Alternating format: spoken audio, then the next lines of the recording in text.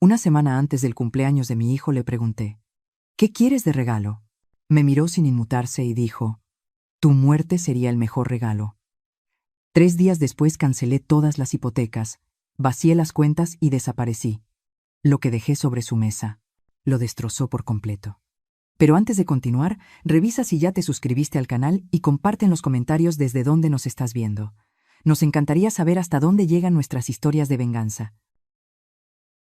Era el cumpleaños número 40 de mi hijo Aureliano y amanecí con la idea de sorprenderlo con su pastel favorito, el mismo que le horneaba desde que era niño, de chocolate con nuez y una capa espesa de cajeta. Me costó una pequeña fortuna, casi 1,000 reales en la pastelería más exclusiva de la ciudad, pero para mi único hijo nada me parecía demasiado. Llegué a su mansión, esa casa que ayudé a financiar con un apoyo de 5,000 reales hace 5 años, cargando el pastel y un obsequio. Mi corazón venía ligero, pese al dolor de espalda que me acompaña después de décadas trabajando como enfermera jefe en un hospital municipal. Cuando Aureliano abrió la puerta, no vi la sonrisa que esperaba.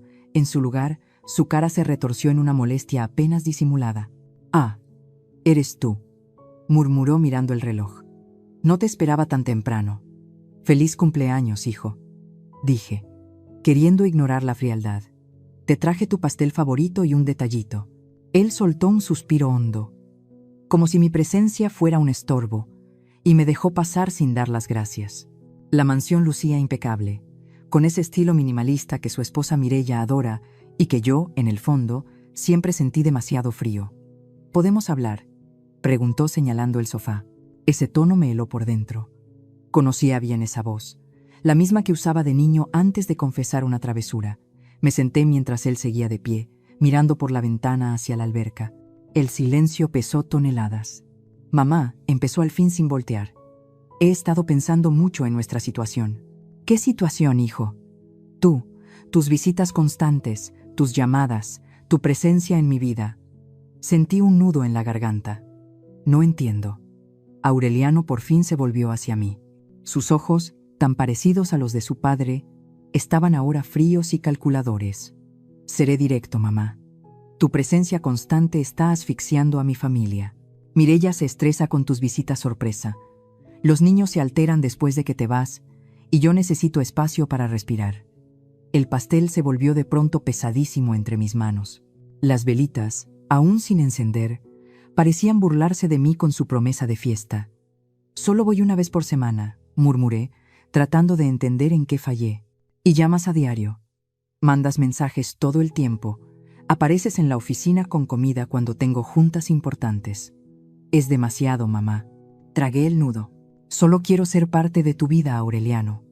Tú y los niños son todo lo que tengo desde que tu padre murió. Y ese es exactamente el problema», subió la voz, haciéndome encoger. «Me hiciste el centro de tu universo y eso está enfermo. No es sano para nadie». Las lágrimas me nublaron la vista. «Aureliano, no entiendo. ¿Qué hice mal?». Él se pasó la mano por el cabello con fastidio. «¿Sabes cuál sería el mejor regalo de cumpleaños que podrías darme, mamá?». Negué, aún abrazando ese pastel ridículamente caro que ahora me parecía una broma cruel. «Sería que desaparecieras de mi vida». El mundo se detuvo. Sentí como si me hubieran abofeteado. No, peor, como un tiro directo al pecho. «¿Qué?». Apenas alcancé a susurrar. «Me escuchaste. Mi vida sería más simple, más feliz y más tranquila si tú simplemente no estuvieras en ella», dijo con una frialdad que me cortó como navajas. «A veces pienso que sería mejor si tú…». Se detuvo, pero sus ojos terminaron la frase. «Mejor si yo estuviera muerta». Mi único hijo, por quien había sacrificado todo, mi juventud, una jubilación cómoda, mis sueños, deseaba mi muerte como regalo de cumpleaños. Me puse de pie con dificultad. Las piernas me temblaban tanto que dudé poder andar.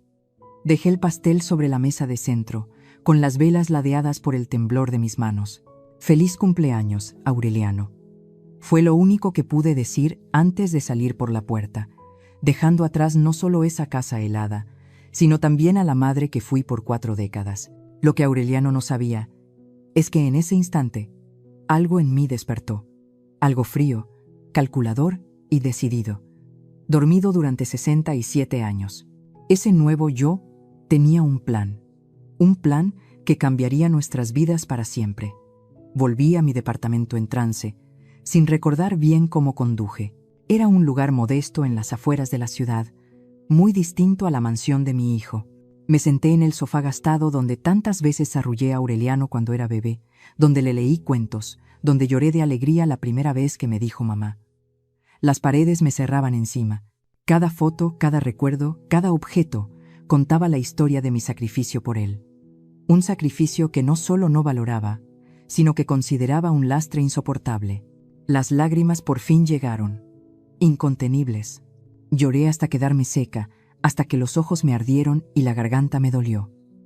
Cuando paré, no fue porque el dolor hubiera menguado, sino porque lo había reemplazado una claridad helada. Tomé mi libreta de cuentas y empecé a sumar.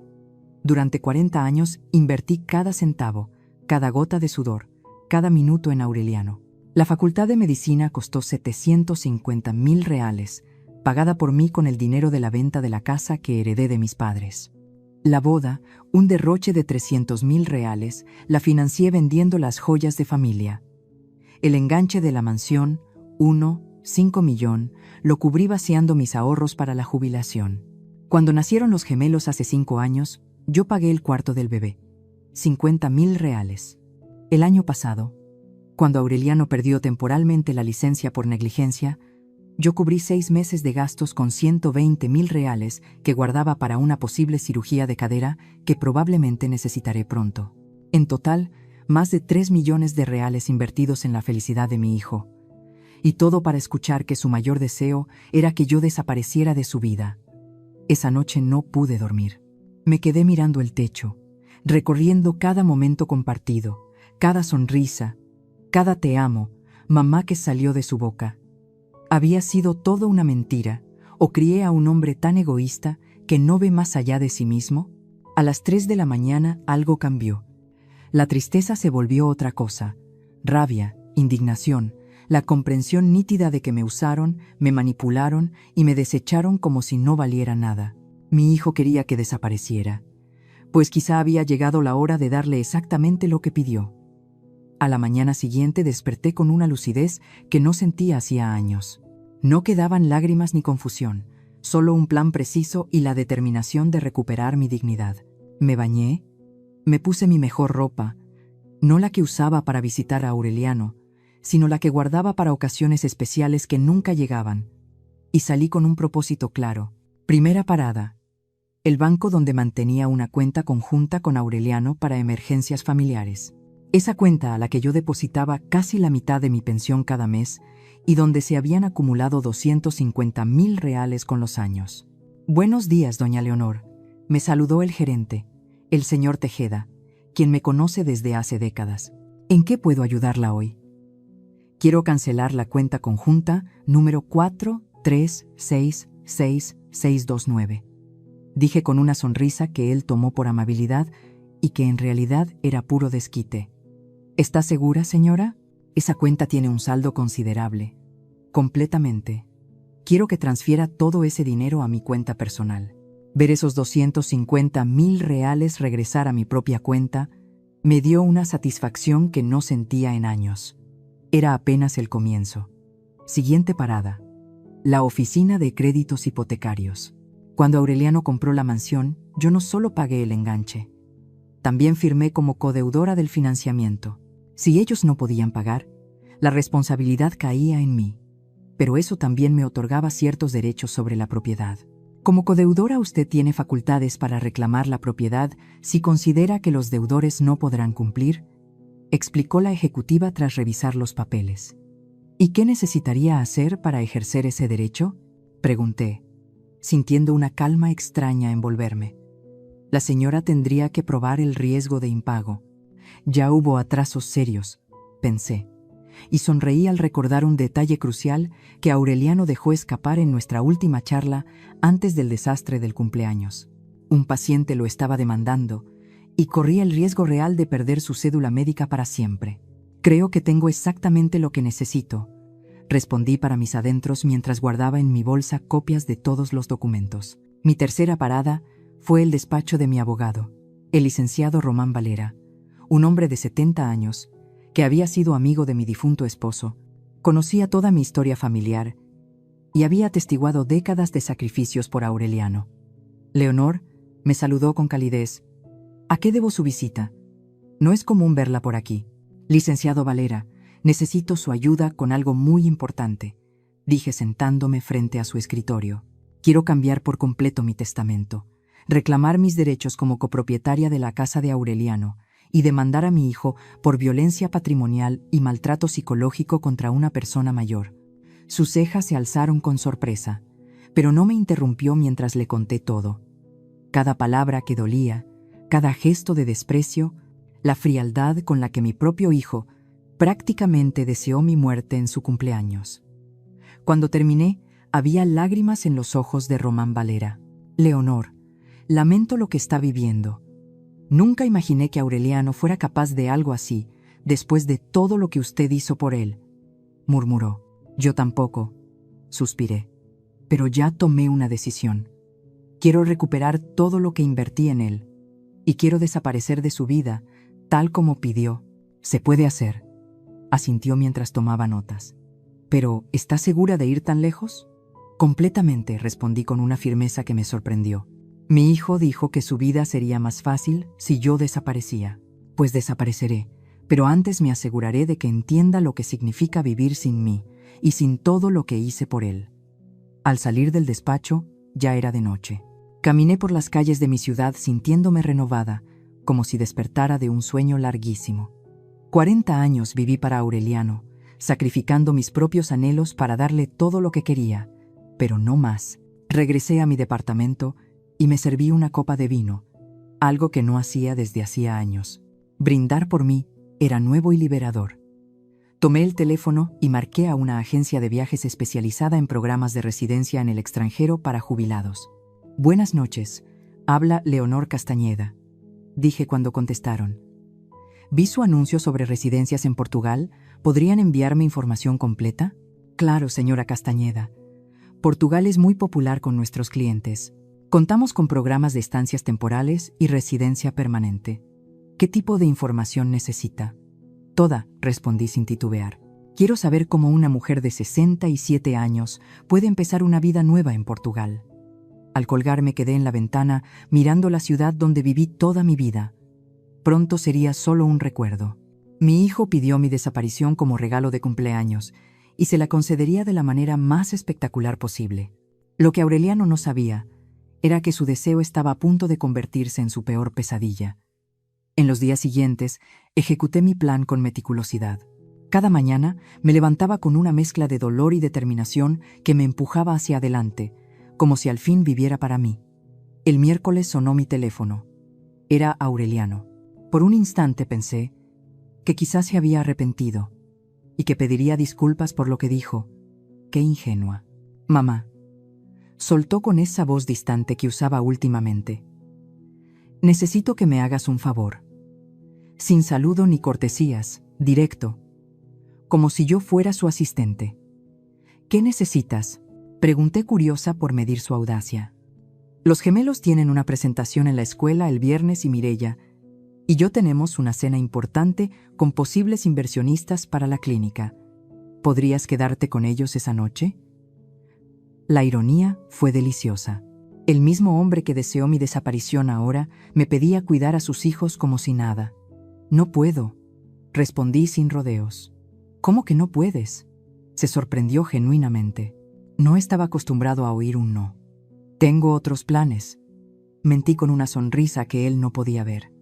¿Qué planes podrías tener?, replicó con un tono condescendiente que me lastimó, como si a los 67 no tuviera derecho a una vida propia. Planes que no te incumben, contesté serena. Contrata a una niñera, pero mamá, no consigo una con tan poca anticipación.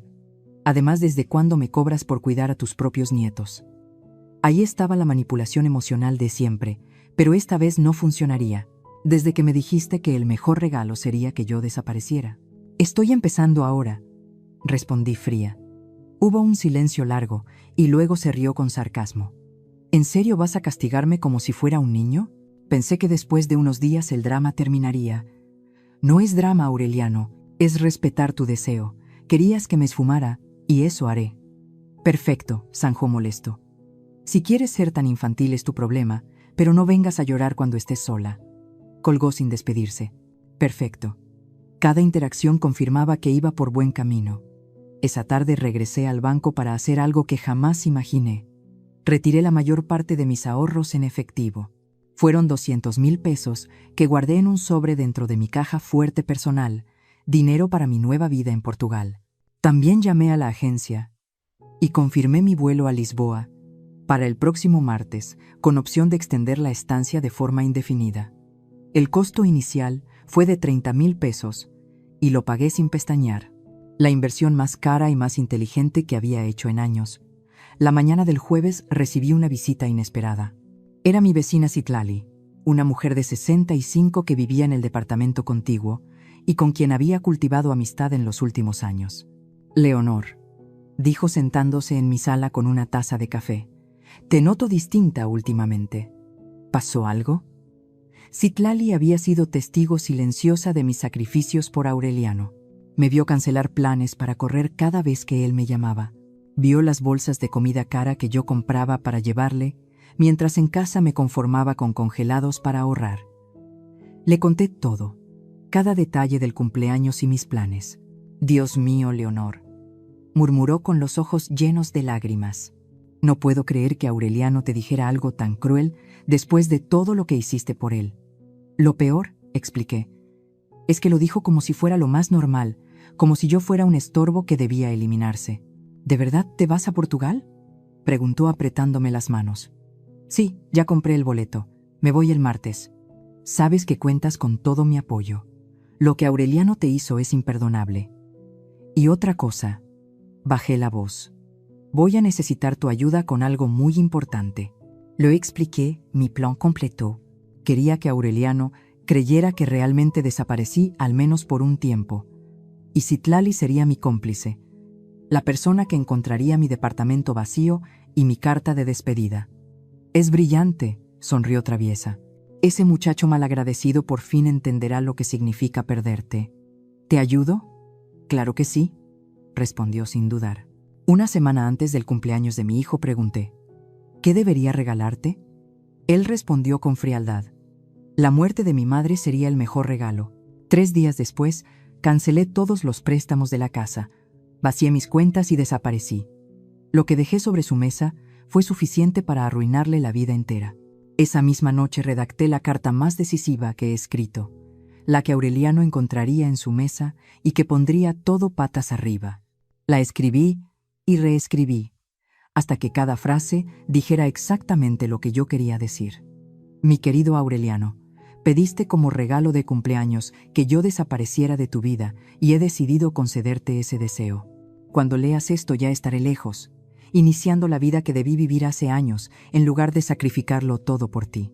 Seguí escribiendo por horas, dejando constancia de cada peso invertido en él, de cada renuncia, de cada oportunidad perdida por estar disponible para sus necesidades. Pero no era una descarga de rencor, era una lección. Quería que entendiera con claridad lo que acababa de perder.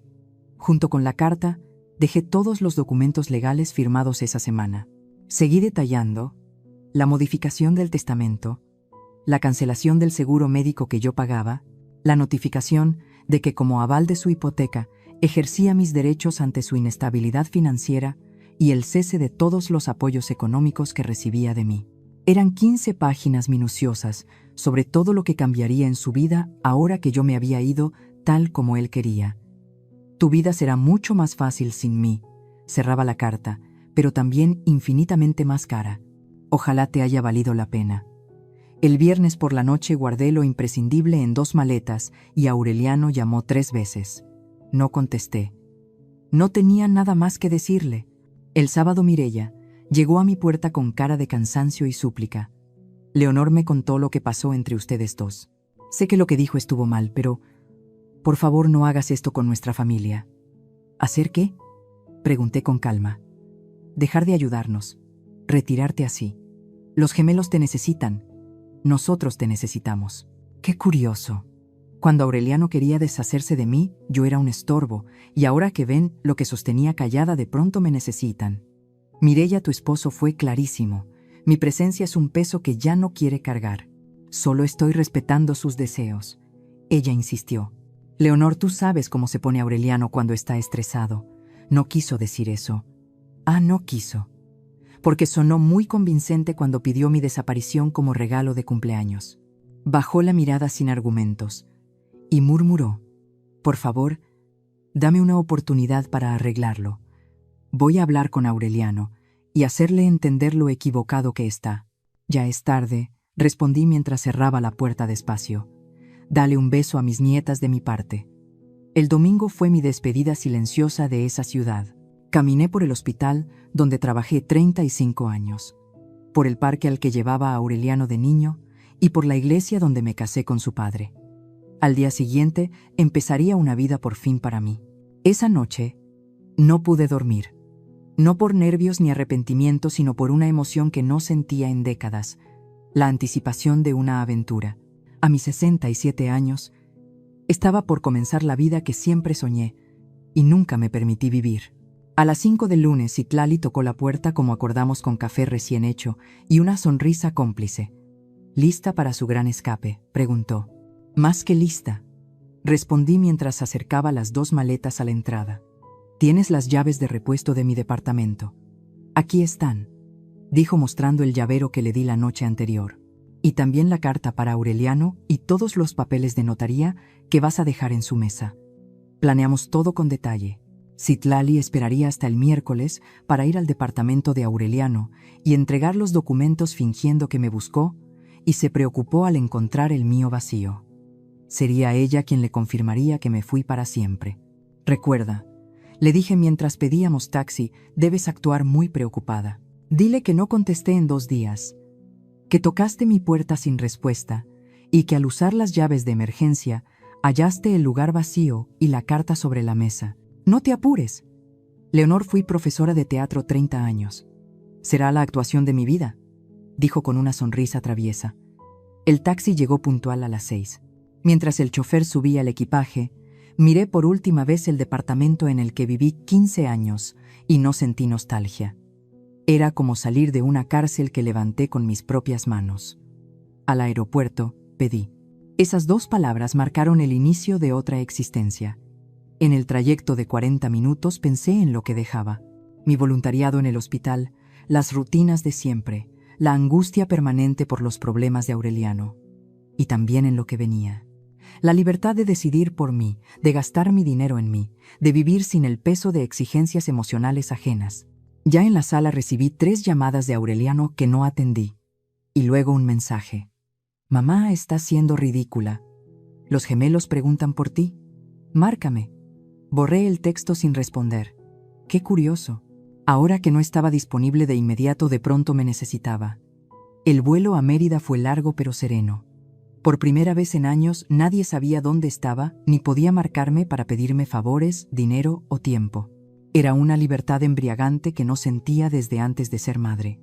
Durante las 10 horas, escribí en mi diario cada decisión y cada emoción de esa última semana para recordar cómo se siente romper un vínculo tóxico, incluso cuando ese vínculo es con tu propio hijo. Llegué a Mérida por la mañana y un representante de la agencia que me asistía me esperaba con un letrero con mi nombre. Era un joven atento llamado Iker. Señora Castañeda, bienvenida a Yucatán. Ojalá esté lista para una nueva aventura. Más que lista, respondí con una sonrisa verdadera. Me llevó a un departamento amueblado en el centro, pequeño y acogedor, con ventanas hacia una plaza y una vista parcial de la ciudad. Aquí está toda la información de la ciudad, dijo. Lugares para comer, actividades para su edad, clases, grupos. También agendé para mañana por la tarde una reunión con un asesor financiero para ayudarla con trámites si decide quedarse de forma permanente. Esa noche dormí como no lo hacía en años. No había teléfono que sonara, nadie que exigiera algo de mí. Ninguna responsabilidad salvo cuidarme. Una semana antes del cumpleaños de mi hijo le pregunté, ¿qué debería regalarte? Él respondió con frialdad, la muerte de mamá sería el mejor regalo. 3 días después cancelé todas las deudas de la hipoteca, retiré todo del banco y desaparecí. Lo que dejé sobre su mesa bastaba para arruinarle la vida entera. Esa mañana de miércoles me levanté temprano en Mazatlán y salí a caminar por el malecón. Desayuné en una panadería de barrio un pan dulce recién salido del horno con café de olla, mientras veía a la gente apurar su rutina. Compré flores para el departamento que renté por unas semanas y por primera vez en décadas me di un gusto que no necesitaba. Un rebozo de seda tejido a mano que costó 4,000 pesos. Lo compré porque me encantó sin pensar en el precio ni en si ese dinero sería mejor invertido en las necesidades de mi hijo. Y mientras avanzaba por las calles, pensé en todo lo que había gastado en Aureliano en los últimos 5 años. Entre pagarle cuentas cuando andaba corto, los brackets de los gemelos, los regalos de cada fecha, la gasolina para ir a cuidar a los niños, la comida que siempre llevaba cuando los visitaba, sumaba al menos 400,000 pesos. Dinero que pude usar para viajar, vivir tranquila o cumplir sueños que guardé por décadas y que en lugar de eso entregué a un hijo que convirtió mi amor en carga y mi presencia en estorbo. A las 2 de la tarde en Mazatlán calculé que serían las 3 en la Ciudad de México. Citlali estaría por llegar al departamento de Aureliano con la carta que cambiaría todo. Me senté en una banca frente al mar y esperé. Sabía que en unas horas el teléfono sonaría con desesperación. A las 5 vibró. Era Aureliano. Dejé que timbrara hasta cortarse. Volvió a llamar. Volví a dejarlo sonar y entonces contesté. «Mamá», gritó nervioso sobre el ruido de fondo. «¿Dónde estás?» «Citlali vino con una carta tuya. Dijo que desapareciste. ¿Qué está pasando? ¿Ya leíste la carta?», pregunté mirando la línea del horizonte. «Sí, la leí». «¿Te volviste loca? ¿Cómo pudiste hacerme esto? ¿Dónde estás?» «Estoy exactamente donde debo estar, lejos de ti, tal como querías». «Yo no quería eso. No quería que de verdad te fueras. Estaba enojado. Claro que lo querías. Eso dijiste cuando te pregunté qué querías de regalo. Solo estaba frustrado. El caso del paciente está grave. Los gemelos traen problemas en la escuela. El estrés me rebasó. No debí desquitarme contigo. No debiste, pero lo hiciste y las palabras no se desdicen. Mamá, por favor regresa. Te necesitamos. Yo te necesito». Qué curioso. Ahora me necesitaba. Ahora que había leído sobre los beneficios económicos que había perdido por mi decisión. Ahora que sabía que podía quedarse sin casa. Ahora que comprendió que tendría que pagar su propio seguro y contratar niñera para los gemelos. «¿Me necesitas a mí? ¿O necesitas mi dinero?», pregunté en seco. Hubo un silencio largo. «A ti», dijo al fin, pero su voz no sonó convincente. «Aureliano, durante 40 años viví para ti. Sacrifiqué mis sueños, mi dinero, mi tiempo y mis oportunidades. Y cuando por fin necesité sentir que me amabas y valorabas, dijiste que lo mejor sería que desapareciera. Esas palabras me rompieron de un modo que no tiene arreglo. Lo siento, mamá. Lo siento de verdad. Las disculpas no alcanzan. El daño ya está hecho. Y tal vez fue lo mejor que pudiste decir, porque me abrió los ojos. Entendí que viví décadas equivocada. ¿Qué quieres decir? Que por primera vez en décadas estoy viviendo para mí y se siente maravilloso. ¿Dónde estás, mamá? Dímelo, por favor», insistió con la voz quebrada. «Los niños preguntan por la abuela. No entienden por qué ya no vienes a verlos. Qué fascinante que mi ausencia pesara justo cuando dejé de estar disponible. Van a estar bien», respondí, mirando el brillo del mar. «Son resilientes y aprenderán que las acciones tienen consecuencias y que las palabras hirientes pueden destruir vínculos para siempre. Pero no puedes desaparecer así. ¿Y si te pasa algo? ¿Y si te enfermas? ¿Cómo sabremos?». Ahora estaba preocupado por mi bienestar. Qué conveniente. El año pasado tuve 2 episodios de presión alta que terminaron en urgencias. ¿Sabes cuántas veces me visitaste? Ninguna. Siempre había algo más importante. «No es verdad», murmuró flojo. «Sí lo es. La primera vez te llamé desde el hospital y dijiste que no podías porque tenías una junta en la clínica. La segunda, ni siquiera contestaste el teléfono». El silencio al otro lado me dijo que lo recordaba perfectamente. Pensé que no era serio. Claro, Mi salud nunca fue prioridad para ti. Mis cheques sí. No es por dinero, gritó. Es por ti. Te extraño, mamá. ¿Me extrañas a mí? ¿O extrañas tener a alguien disponible 24/7 para arreglarte la vida? Colgué sin esperar respuesta. Llamó de inmediato otra vez. Apagué el teléfono. Necesitaba paz para gozar mi primera noche de libertad. Esa noche cené sola en un restaurante frente al mar. Pedí el plato más caro de la carta, un guachinango al gusto con una copa de espumoso que me costó 2.400 pesos y me permití una botella de vino blanco de Baja California. Hacía años que no me regalaba ese lujo porque siempre pensaba que ese dinero podría servirle a Aureliano. Al día siguiente, jueves, encendí el celular y encontré 23 llamadas perdidas y 14 mensajes de texto, todos de Aureliano y de Mireia. Pasaron de súplicas a amenazas. Por favor, mamá, contesta. Estamos preocupados. Si no contestas, llamaremos a la policía. Ya hablamos con la policía. Dijeron que no pueden hacer nada porque dejaste una carta explicando tu salida. El banco nos llamó. Cancelaste la cuenta mancomunada. ¿Cómo pagaremos los gastos de esta semana? El abogado de la hipoteca marcó. Dice que puedes ejecutar la garantía. Qué bonito ver cómo la supuesta preocupación por mí se transformó en pánico al comprender las implicaciones financieras de mi ausencia. Respondí a un solo mensaje. Estoy bien. Estoy exactamente donde necesito estar. No me busquen. La respuesta llegó en menos de 5 minutos. No entiendes lo que haces. Nos vas a arruinar. El abogado dice que puedes quitarnos la casa. Ahí estaba la verdad desnuda. No le inquietaba que yo sufriera o estuviera en peligro.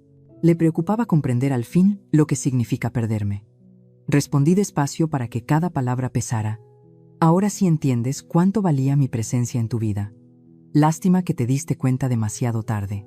Una semana antes del cumpleaños de mi hijo le pregunté, ¿qué debería regalarte? Y él respondió con frialdad, la muerte de mi madre sería el mejor regalo. 3 días después, cancelé todos los avales ligados a su hipoteca. Vacié mis cuentas y me esfumé. Lo que dejé sobre su mesa fue suficiente para echar abajo su vida entera. Esa tarde tuve mi reunión con un asesor financiero portugués, un señor mayor muy profesional llamado señor Norberto Galván, quien me ayudó a entender todas mis opciones para la residencia permanente en Portugal. Con mis ahorros actuales y mi pensión brasileña, me explicó que podía vivir cómodamente aquí el resto de mis días, que Portugal tiene programas de salud excelentes para jubilados extranjeros y que la calidad de vida es excepcional. Por primera vez en años, hablé abiertamente de mis finanzas sin preocuparme por seguir guardando para las emergencias de Aureliano. Y fue liberador calcular mis gastos solo a partir de mis propias necesidades y deseos. También podía invertir una parte de mis ahorros en la economía portuguesa, continuó, con rendimientos estables y seguros, y en 5 años podría aumentar de forma significativa mis activos si invertía con prudencia. ¿Cuántas veces tuve esa oportunidad y preferí gastarla en los caprichos de mi hijo? ¿Hay algo más que deba decirle a la señora?, añadió, y me contó que tienen muchos clientes en situaciones parecidas a la mía, personas mayores que llegaron a Portugal buscando un nuevo comienzo tras relaciones familiares complicadas, que no estaba sola. Y esa información me reconfortó profundamente, porque no era la única madre manipulada y descartada por hijos ingratos. Había toda una comunidad que eligió su propia felicidad por encima de las demandas tóxicas de sus familias. El viernes por la mañana me uní a un grupo de caminata para personas mayores. Éramos 8 mujeres y 4 hombres, todos entre 60 y 75 años, todos buscando aventura y nuevas experiencias. Durante el recorrido por los barrios históricos de Lisboa, empecé a platicar con una mujer llamada Nereida, una brasileña de 70, que había llegado a Portugal 3 años antes. ¿Qué te trajo para acá?, me preguntó mientras subíamos una de las colinas famosas de Lisboa, y respondí sin filtros. Un hijo que me dijo que su mayor deseo de cumpleaños era que yo desapareciera. ¿En serio? Completamente en serio. Después de financiar su casa, prácticamente dijo que mi presencia en su vida era una carga insoportable. Dios mío, murmuró Nereida. ¿Y qué hiciste? Desaparecí de su vida, y aquí estoy. Nereida sonrió con admiración. Eres muy valiente. A ella le llevó 7 años tomar la decisión de alejarse. Vino a Portugal cuando entendió que sus hijos adultos solo la buscaban cuando necesitaban dinero para sus vacaciones, sus carros nuevos o sus caprichos. Y cuando decidió poner límites, la acusaron de que tal vez era egoísta, que una buena madre debía sacrificarse siempre por sus hijos. ¿Y qué cambió tu perspectiva?, le pregunté. Me di cuenta de que mis hijos nunca se preguntaron si yo era feliz, si tenía dinero suficiente para mis necesidades o si mis sacrificios constantes me estaban lastimando. Solo les importaba lo que yo podía darles. Eso no es amor, Leonor. Eso es explotación. Sus palabras resonaron profundamente en mi corazón. Esa noche, en mi departamento, decidí encender el teléfono por última vez en varios días y tenía 35 llamadas perdidas y 27 mensajes de texto. La mayoría de Aureliano y Mireia, aunque también había algunos de números desconocidos. Leí los mensajes en orden y observé cómo evolucionaba el pánico de mi hijo. Los primeros aún eran emocionales. Por favor, mamá. Por favor, vuelve. Te necesitamos. Los gemelos están llorando por ti. Pero poco a poco se volvieron más desesperados y financieros. El banco nos llamó para una reunión el viernes. Dicen que como cofirmante, tienes derecho a reclamar la casa. No pueden quitarnos la casa por un malentendido. Al quinto día los mensajes ya eran agresivos. Esto es ridículo, mamá. Estás arruinando nuestras vidas por un berrinche. Compórtate como una adulta y regresa. Y finalmente llegaron los desesperados. He llamado a todos los hospitales, a la policía, a tus amigos. Nadie sabe dónde estás. Si algo te pasa va a ser mi culpa. Por favor, solo dime que estás bien. Era fascinante notar que en ningún momento Aureliano se disculpó genuinamente por desear mi desaparición.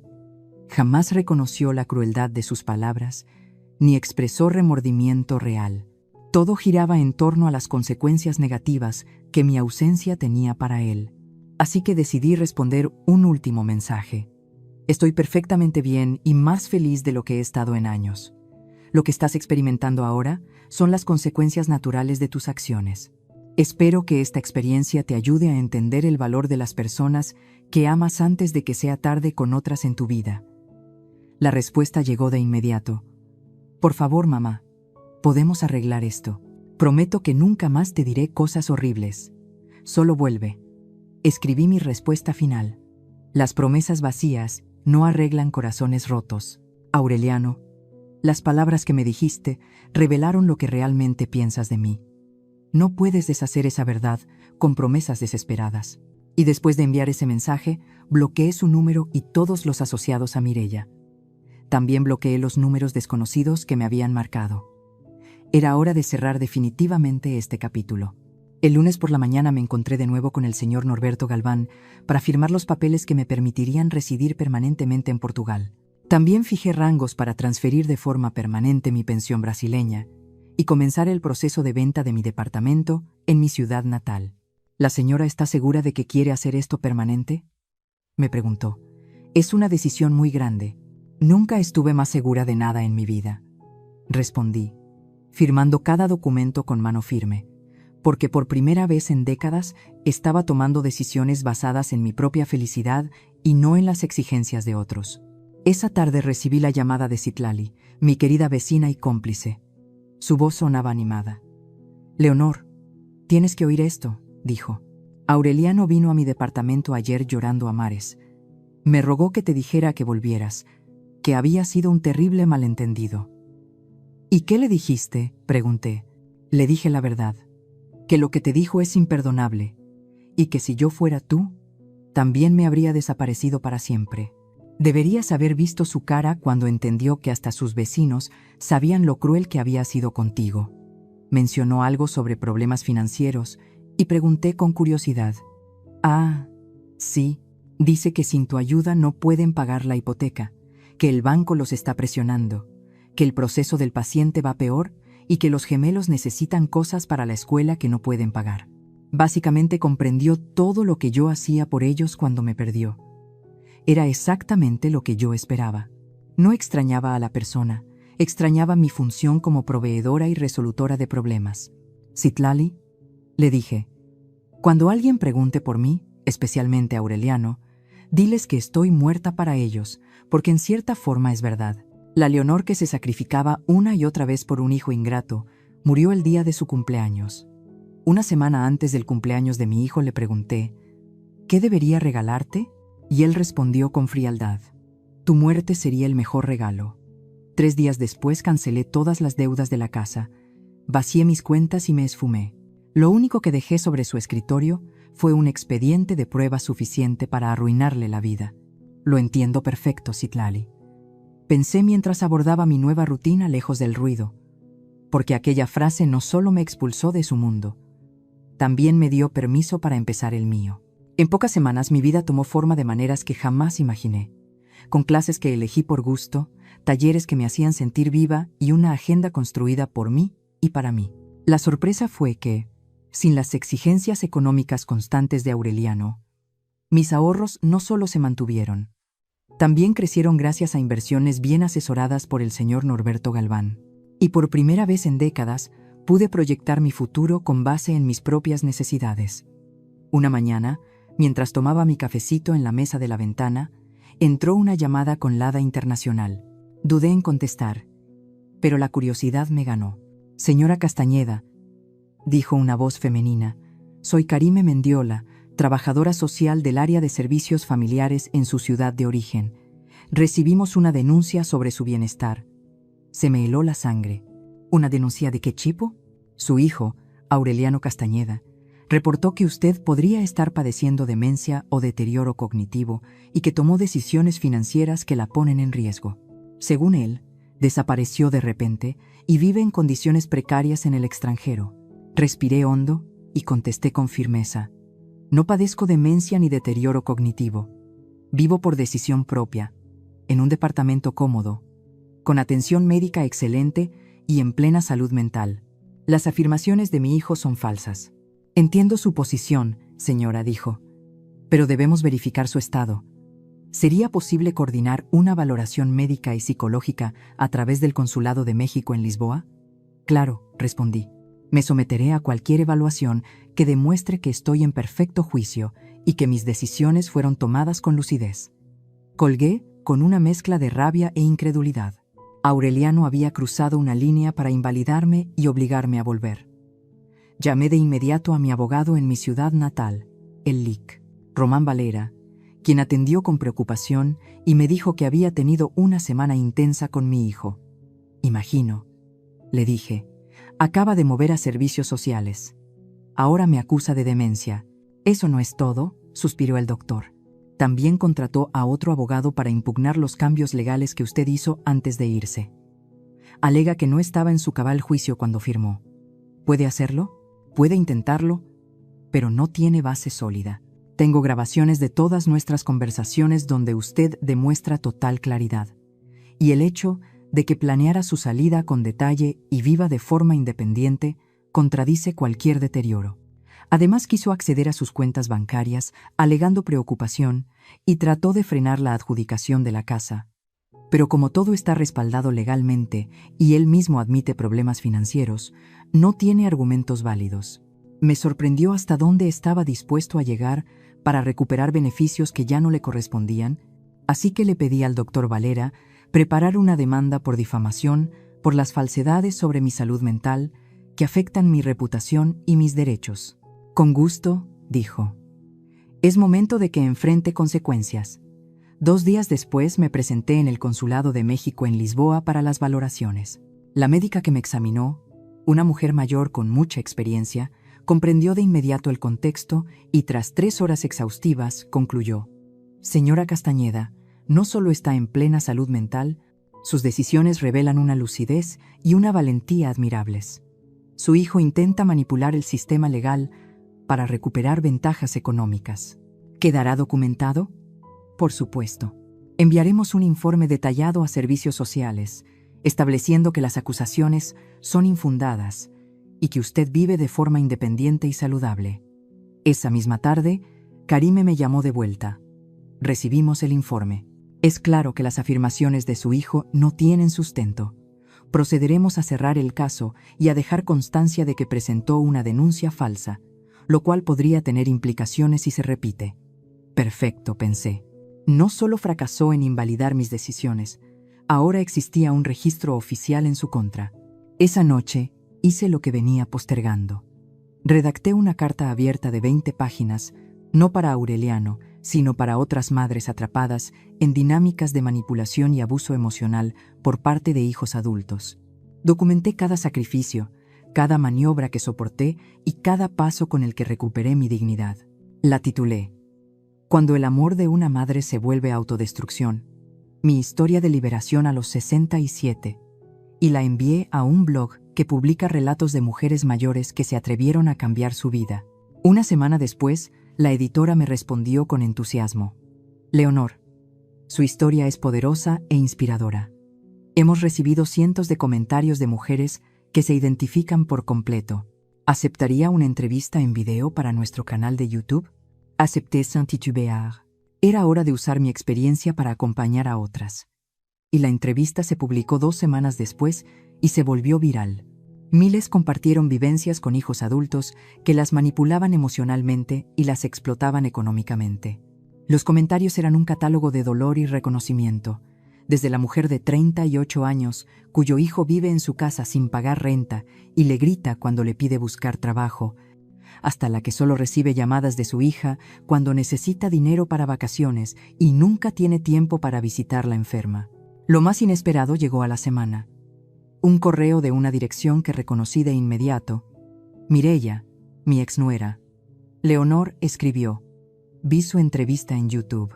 Necesito que sepa que estoy totalmente de acuerdo con usted. Lo que Aureliano le dijo fue imperdonable, y la forma en que la trató durante años es inaceptable. Yo misma fui testigo de cómo la manipulaba y la usaba, pero no tuve el valor de confrontarlo, porque todos dependíamos de su ayuda económica. También quiero que sepa que los niños resienten mucho su ausencia. Leí en silencio y pensé en el expediente que dejé sobre su mesa, en todo lo que él creyó controlarme y en cómo aquella frase inicial me empujó a desaparecer con cada peso y con cada pieza de mi voluntad para construirme de nuevo. Ahora, con mi nombre en regla, mi salud certificada y su mentira asentada en un archivo público, tuve claro que el regalo que él me exigió se convirtió en el principio de mi libertad y en la prueba de que una madre también puede elegir vivir. Una semana antes del cumpleaños de mi hijo le pregunté, ¿qué debería regalarte? Y él contestó con frialdad, la muerte de mi madre sería el mejor regalo. 3 días después cancelé los créditos de la casa, vacié las cuentas y desaparecí. Lo que dejé sobre su mesa bastaba para arruinarle la vida entera. Ellos no entienden por qué ya no los visito, y Aureliano les dice que estoy enferma y no puedo ir. Pero creo que cuando sean mayores merecen conocer la verdad. Leí el correo de Mireya 3 veces antes de decidir cómo responder. Agradecí su honestidad, pero las disculpas después de los hechos no reparan el daño.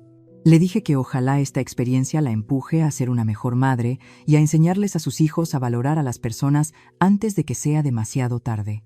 Fue la primera vez que alguien en mi familia reconoció públicamente el abuso que sufrí.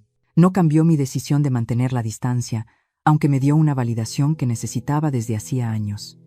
Mi nueva vida en Portugal florecía de maneras que jamás imaginé.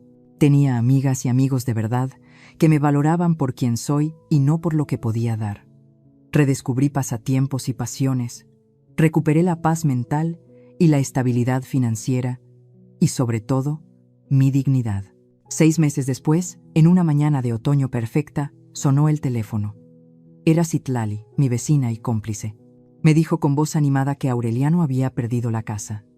El corazón se me detuvo un momento porque, pese a todo, me preocupaba el bienestar de mis nietos. El banco ejecutó la hipoteca la semana pasada.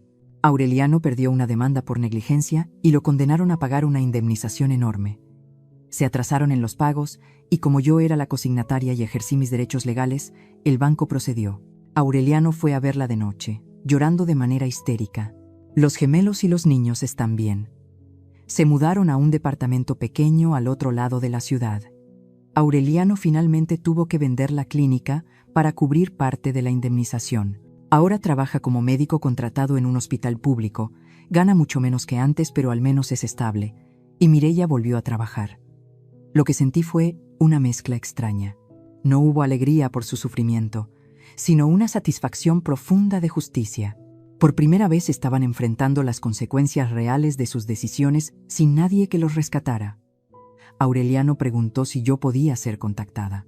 Quería disculparse y decía que por fin entendía todo lo que había perdido al perderme.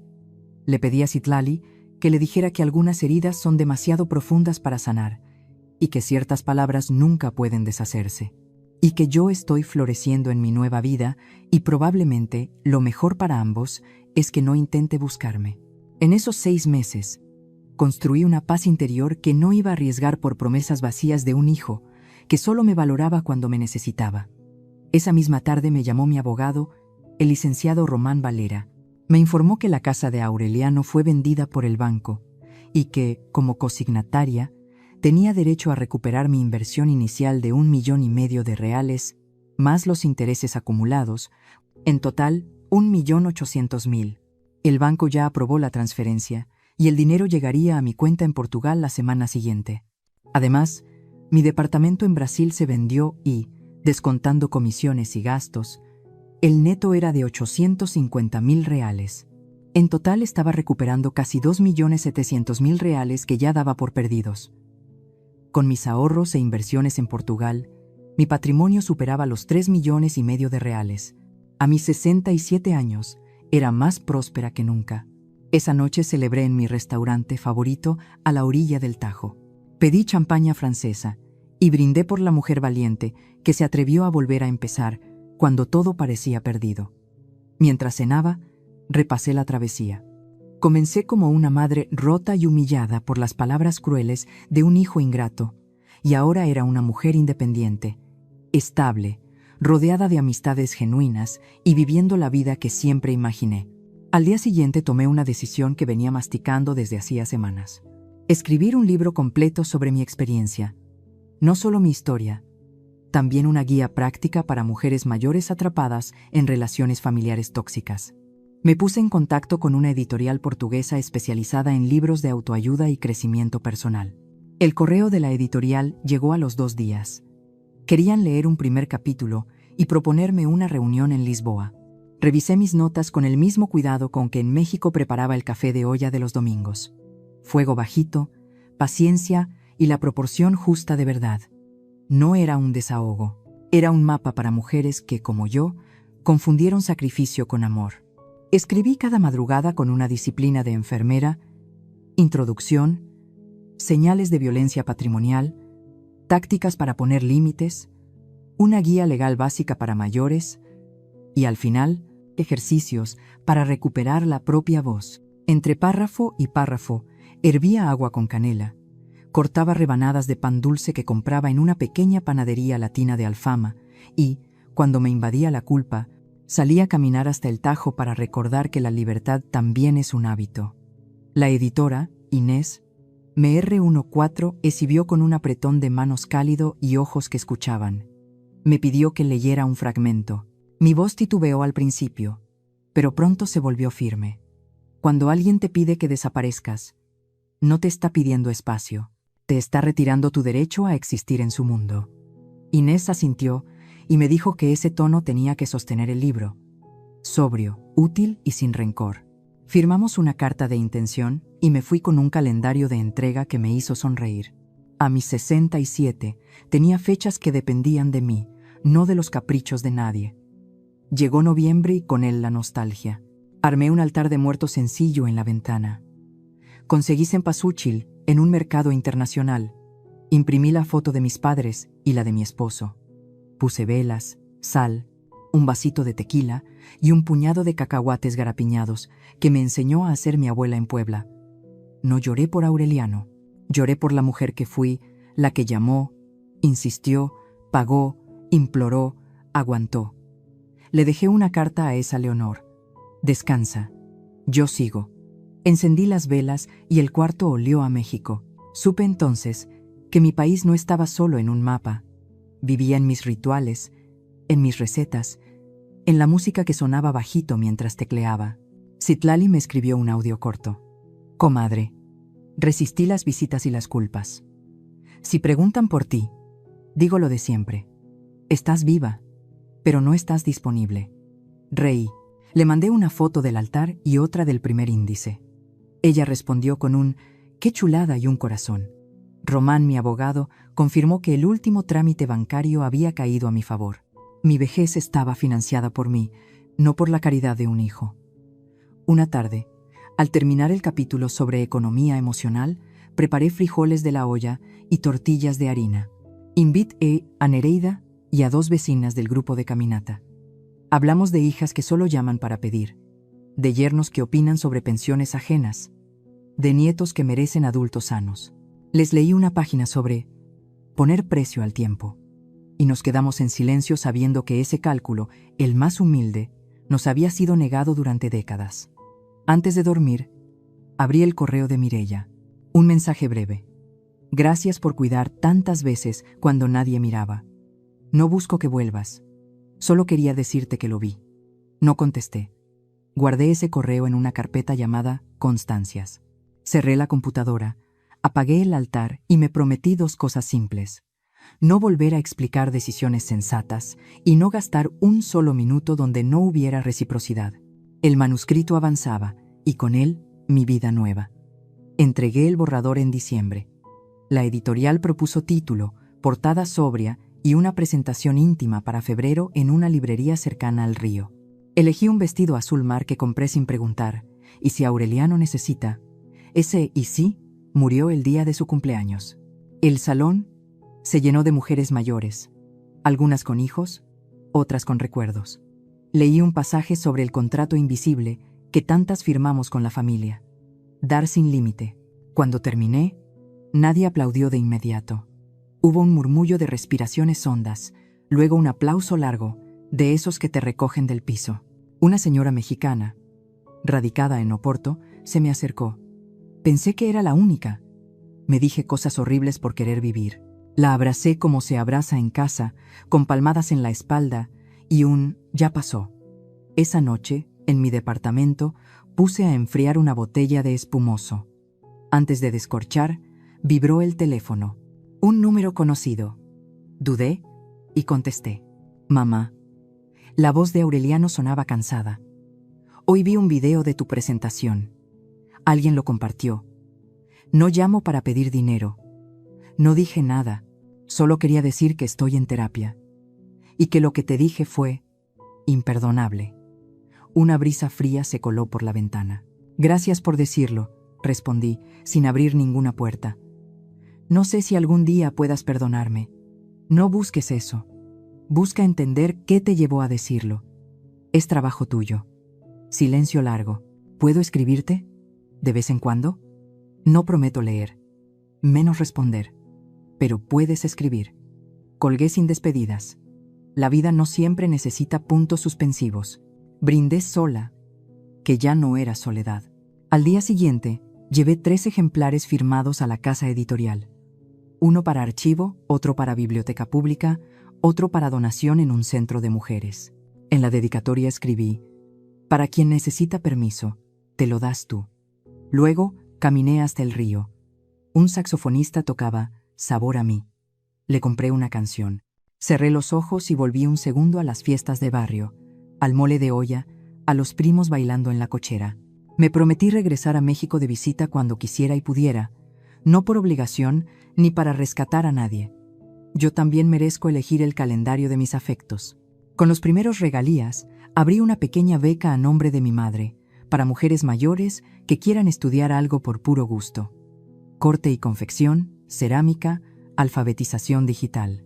Le pedí a Román que diseñara el fideicomiso. Él rió. «Leonor, ahora sí estás invirtiendo donde importa». En casa pegué, junto al altar ya apagado, una hoja con mis reglas nuevas. No rescates, no anticipos, no disculpas por existir, no explicaciones a quien no escucha, sí a la ternura, sí a mi tiempo pagado por mí, sí a cerrar el teléfono cuando la paz lo pida. Por la noche, abrí el correo. Había uno de Aureliano, un solo renglón. «Estoy aprendiendo a vivir sin ti». No contesté. Apagué la luz. En la oscuridad, supe que la justicia no siempre hace ruido. A veces es elegir el silencio correcto y sostenerlo.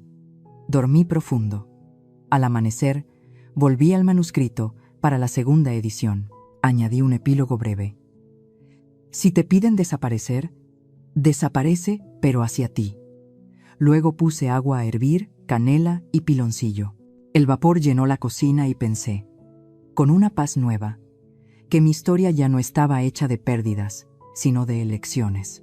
Y que por fin elegía quedarme conmigo. Aprendí que el amor sin límites se vuelve autocanibalismo y que poner fronteras no es crueldad, es higiene del alma. Nadie, ni siquiera un hijo, tiene derecho a pedir tu desaparición para sentirse en paz. La dignidad no se negocia. El tiempo vale y la culpa ajena no se paga con tu vida.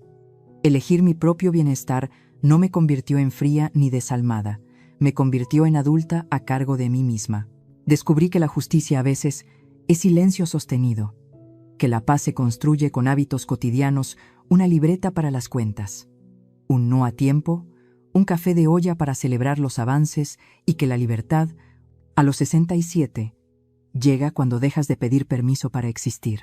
Si mi historia te toca, toma esto como permiso para empezar tarde. Pero empezar, ordena tus finanzas, corta el grifo del abuso, arma tu red, escribe tu propio manual de comienzos.